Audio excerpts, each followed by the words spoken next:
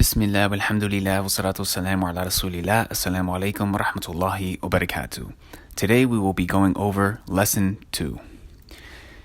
In this lesson we learn a concept called Tanween, which refers to the same Haraka being written twice on the same letter. This has a grammatical significance that we will learn in the future, inshallah. The only difference between reading these harakat written once verse twice is that when they are written twice with Tanween, we add an N sound at the end. Note, Tanween only comes at the end of a word. So if we look down here at the first white box on the left, we remember that one fatha, written like this, it makes the A sound. However, when we have two fathas written like this, two fathas written on the same letter at the end of a word, we're going to add an N sound after the A. So it becomes N.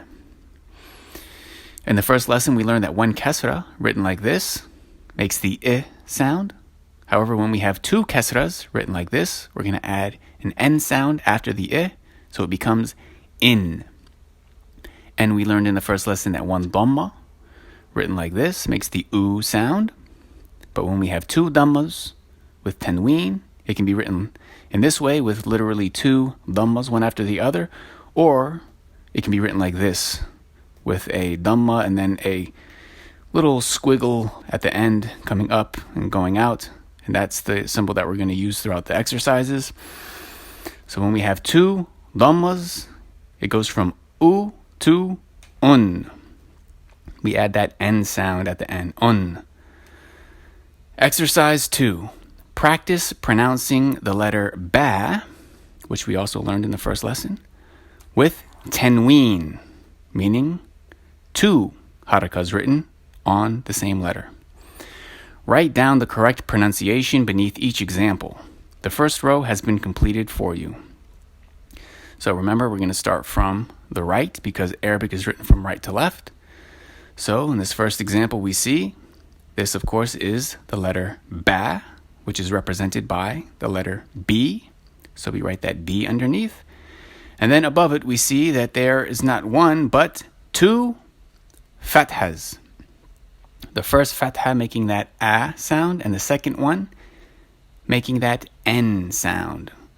So we write A-N. So this first example is pronounced ben. Ben. We go to the next example. We see again, there's the letter ba. So we write a B. And then underneath the ba, we have not one, but two kasras. The first kasra representing that I sound, represented by the letter I. And the second kasra representing that N sound, represented by the letter N. So the second example is bin. Bin. The third example, we have again the letter ba. So we write the B.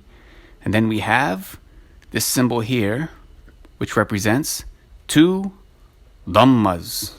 The first dhamma representing the U sound, and the second dhamma representing the N sound. So we get bun. Bun. And then we have the last example here, the letter ba again. So we write the B. And for this example, we have two fathas. First one representing the A, so we write the A. The second fatha representing the N, so we write the N. And this last example we have is ben.